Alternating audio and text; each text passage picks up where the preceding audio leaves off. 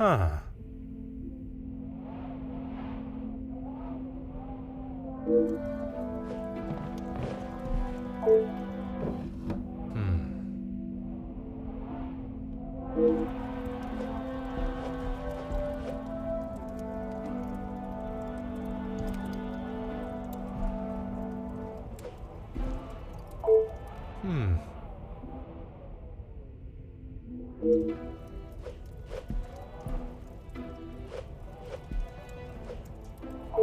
Ah.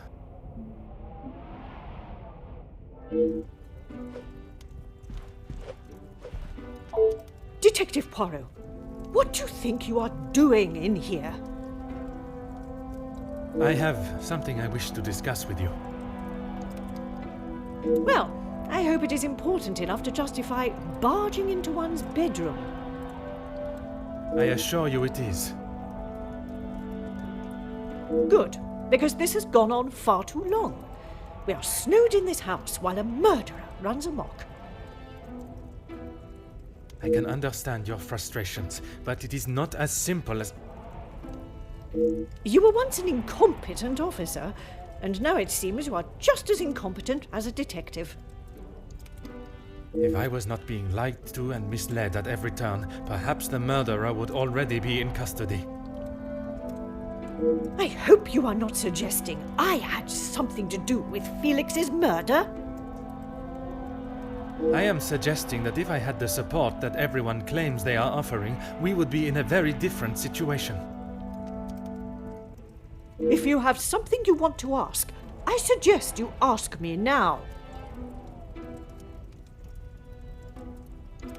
We met before Angeline was born, so he was often at the house when she was growing up.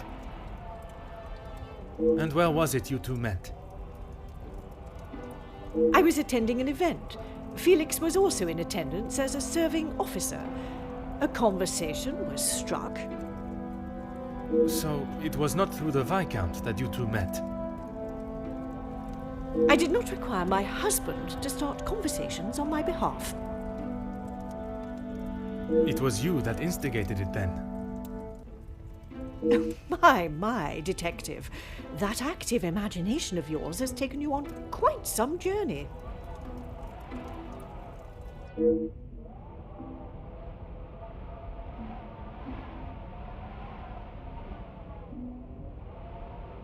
Edwin spent much of his time away on business before Angeline was born. Felix was a welcome distraction from the loneliness of the house. You were alone in the house?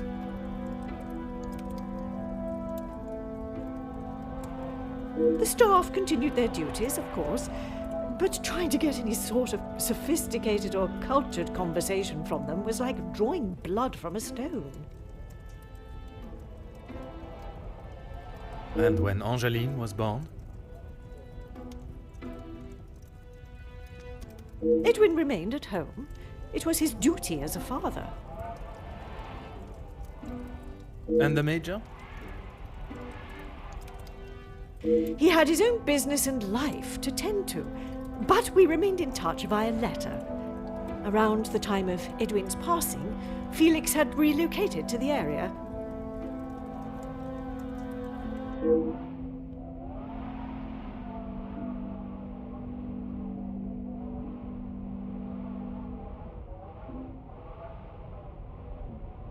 I'm sure he has hundreds of letters in there. Most of them could and should have been thrown away a long time ago. You are going to have to be more specific. I refer to the letter addressed to you, the one of a romantic nature. Romantic nature? Oh, please, detective. Felix did not have a romantic bone in his body. He made his intentions quite clear in the letter. I must admit I myself was surprised. You really do have quite the active imagination, detective. If that is how you wish to interpret it, so be it. But I can assure you, the Major did not think of me that way, and certainly did not include it in a letter. I think that is all for now. Merci, madame.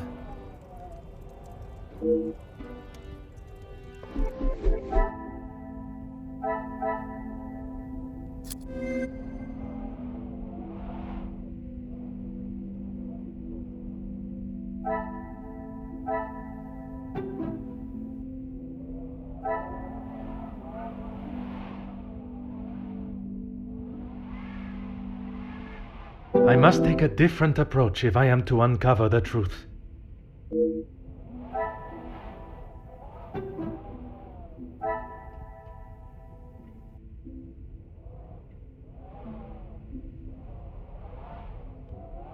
I must act on thought and fact, not on impulse.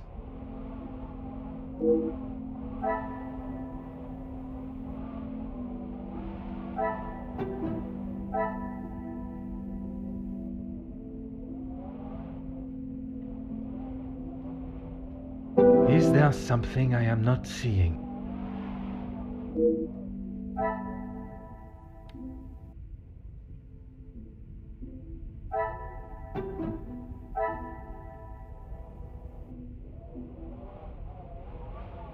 What a revelation!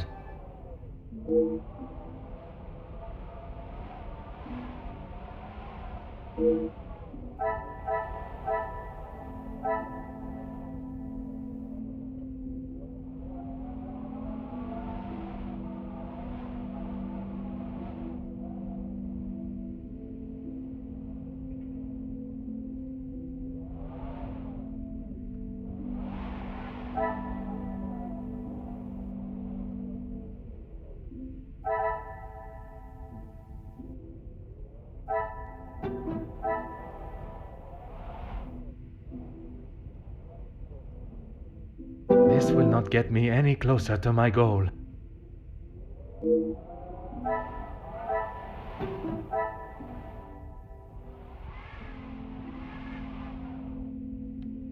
I cannot see the logic in this. Perhaps a second look at the evidence in front of me.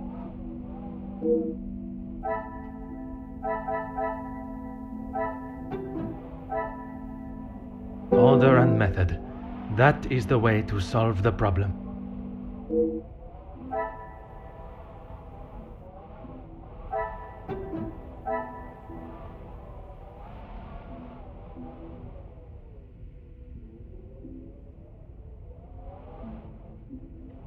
The pieces of the puzzle are finally coming together.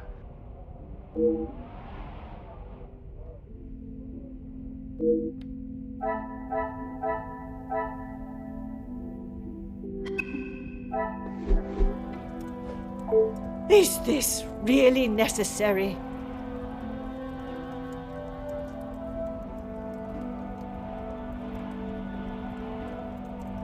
He may have stayed in my home, but Felix was a grown man, Detective. What he kept, hidden or otherwise, has nothing to do with me.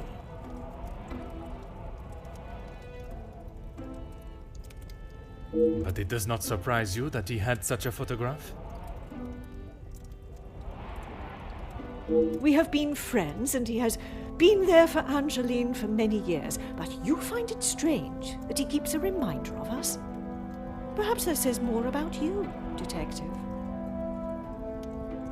What I do find strange is that if he did hold a flame for you, why he would never express it. If he did, it was not reciprocated. I have not even considered another since my husband's passing. Not that it is any of your business. I think that is all for now. Merci, madame.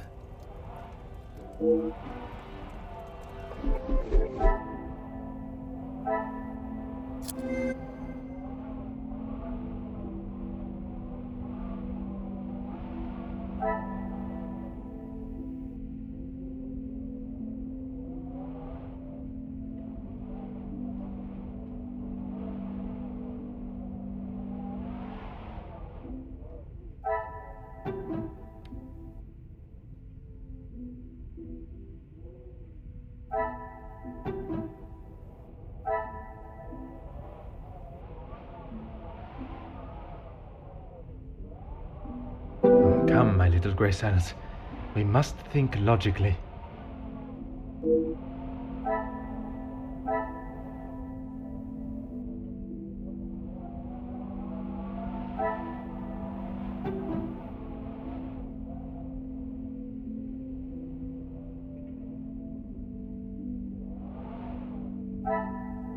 Come, my little grey cells. We must think logically.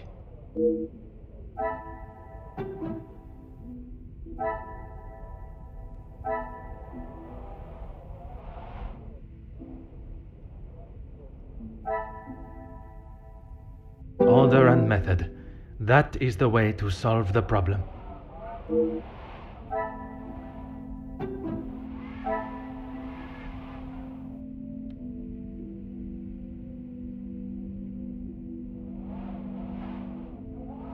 Some would say a lucky guess. I would say a moment of genius.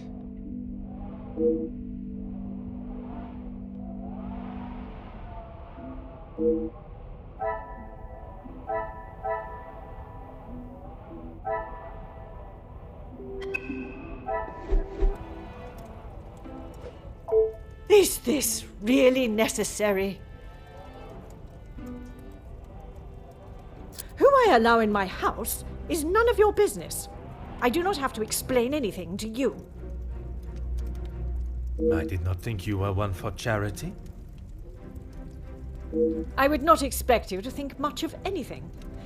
There is no need to talk on it any further, but I'm sure you will remember that, financially speaking, we have had our issues.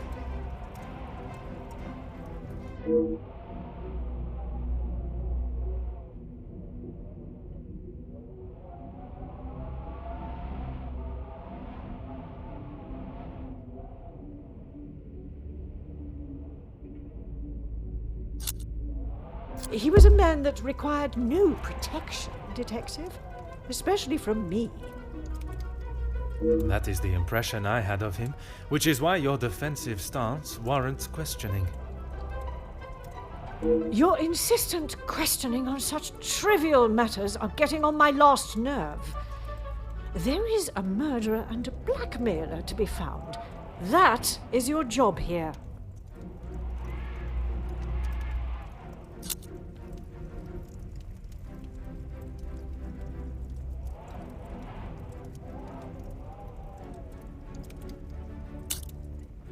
Your continued probing into something that does not exist is becoming quite tiresome.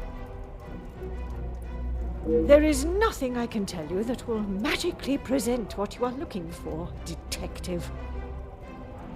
I have grown weary of this conversation, Poirot. There is nothing more to say.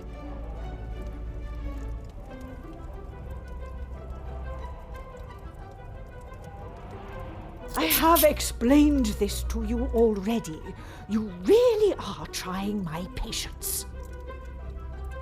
Madame, you continue to withhold the truth. And you continue to get on my last nerve. I am not obliged to tell you every detail of my private life. But when it impedes my investigation... Believe what you wish. You clearly have no idea what you're talking about. My personal life has nothing to do with your investigation. I don't know how else it can be said. Keep your nose out of my business.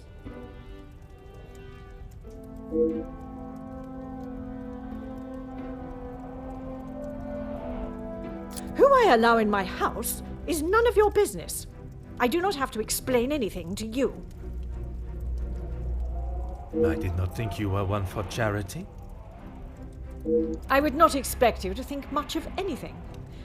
There is no need to talk on it any further, but I'm sure you will remember that, financially speaking, we have had our issues.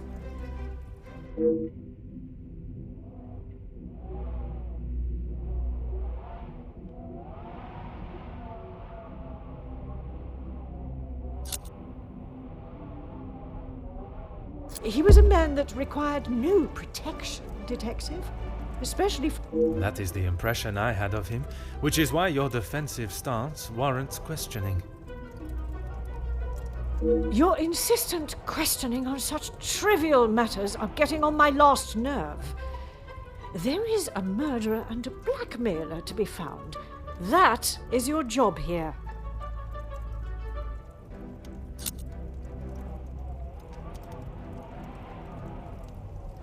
How many times do I have to tell you? There was no romantic feelings between us. I have grown weary of this conversation, Poirot. There is nothing more to say.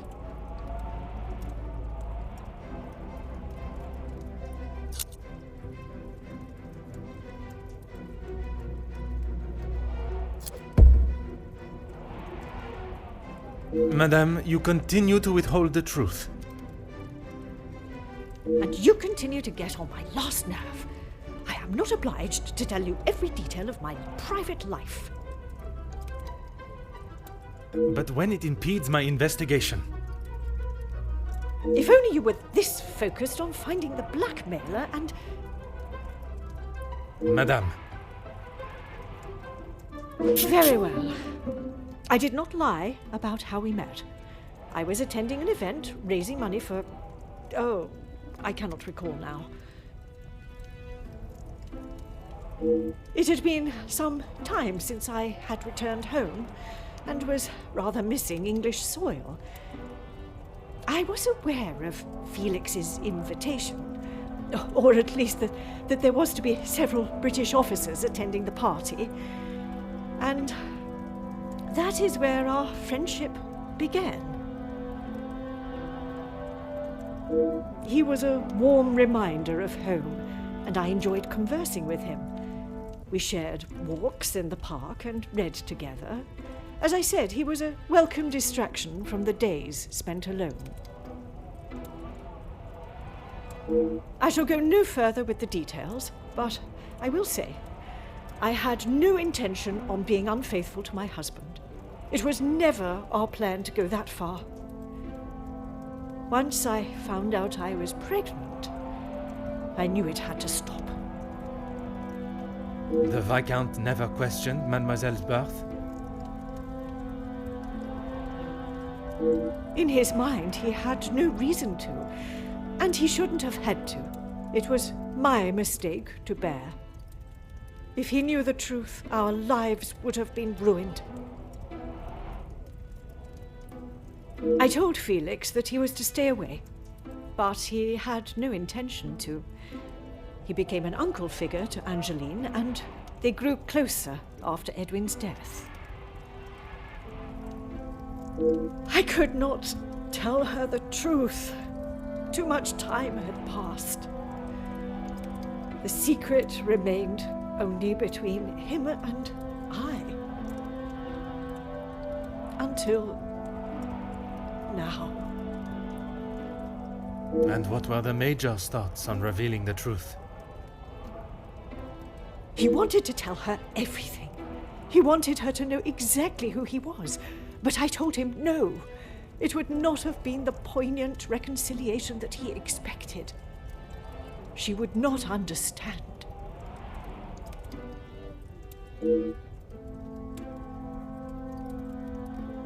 I tried to retrieve them from the safe after everyone had retired last night. But when I opened the safe, they were nowhere to be found. I assumed he must have hidden them somewhere else. When I entered the study this morning, they were as visible as a red notice on a police station wall. I would appreciate if you did not compare them to the face of a wanted felon. Pardon, madame. But that does mean someone else in the house has seen them. I don't understand. Why would they return them? A mystery that is still yet to be solved.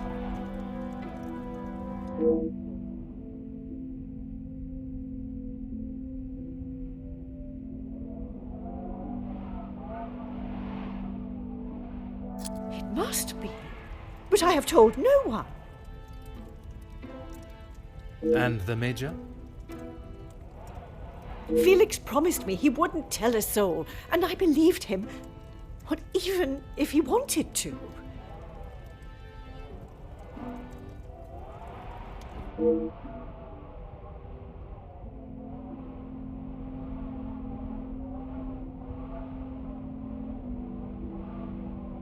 You did not think anyone knew, and that is why you disregarded the letter. If you bow to these criminals, they will only try to claw more from you. I think that is all for now. Merci, madame.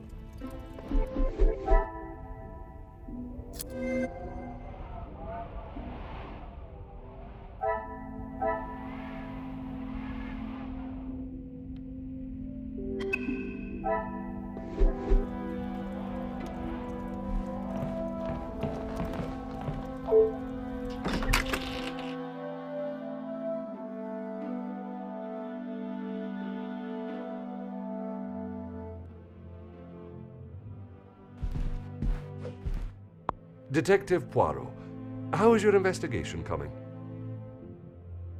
Monsieur Sterling, I must admit, I have learned much more than I was expecting to. You'll be wrapping the case up soon, then? One has never finished learning, monsieur, and in this case, I shall need to continue if I am to find the Major's killer. It might help to vocalize your thinking. I'm all ears.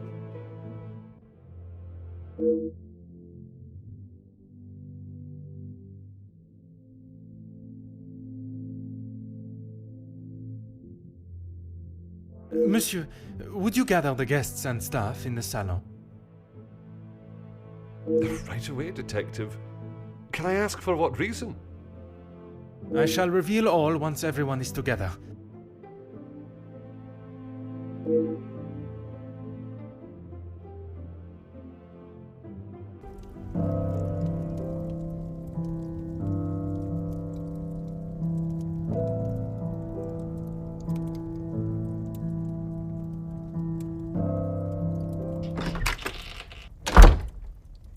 Detective, what is the meaning of all this?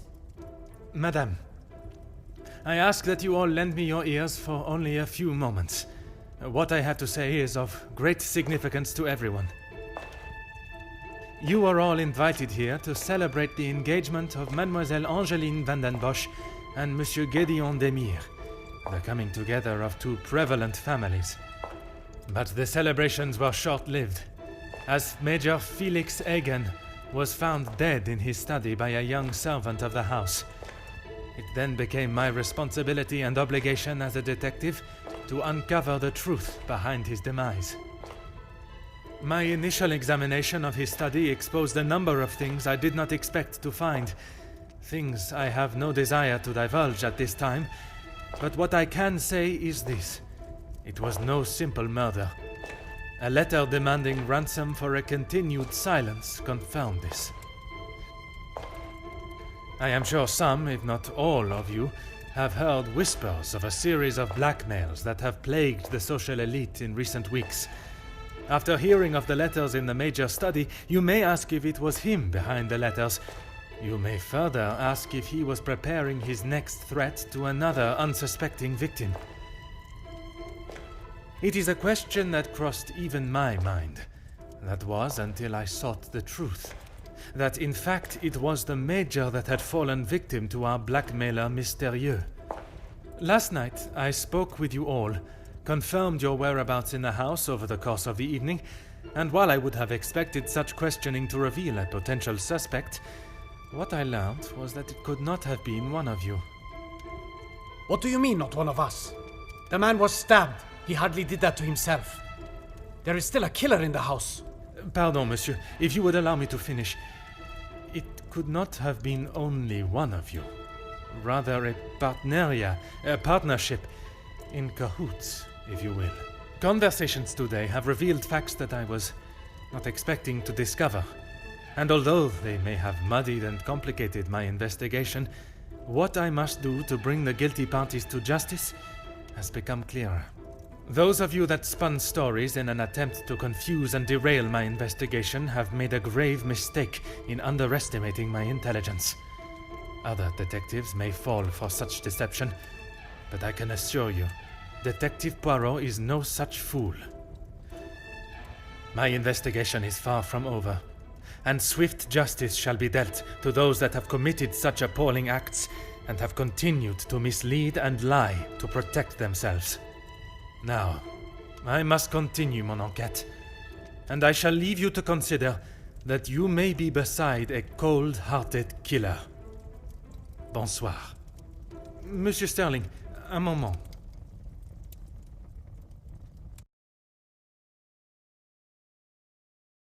Quite the speech, Detective. Merci, but it was not made to entertain.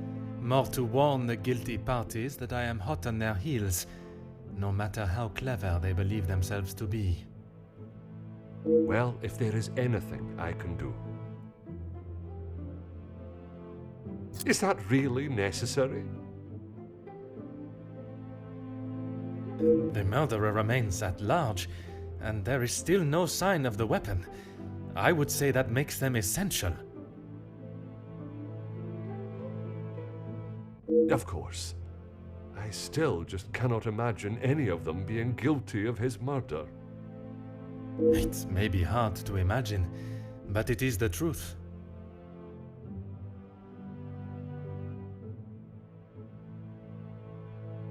Nothing. But I was so preoccupied with the Major. Sorry, Detective. Should I have? Perhaps it was just my mind playing games again. Maybe one of the guests got lost and wandered in.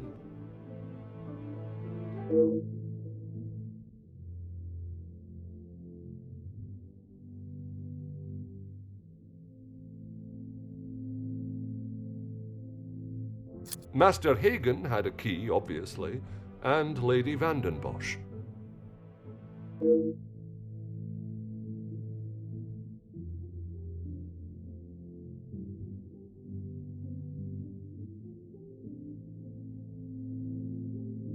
When requested, aye. If something is required from there when Master Hagen is not around. Forgive me. If he is not around, how is it you access this safe? It's not what you think, Detective. What I think is that you have been trusted with a copy of the key, and you have lied to me about it. I only lied because of the trouble I can get into with Lady Vandenbosch. At this moment, monsieur, you should be more worried about the trouble you shall find yourself in with the law. I know how it will sound, but I lost my key. I must have set it down somewhere, and it has been tidied away. Master Hagen asked so rarely for me to go in the safe, I didn't think it would be missed.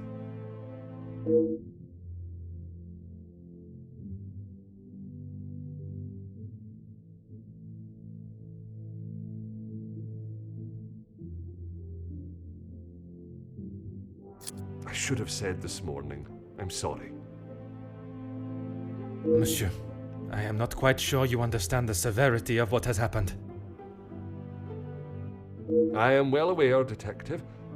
I just thought she would be able to help. Would you allow a man with a smoking gun to remove his bullet from a victim's chest? I suppose not.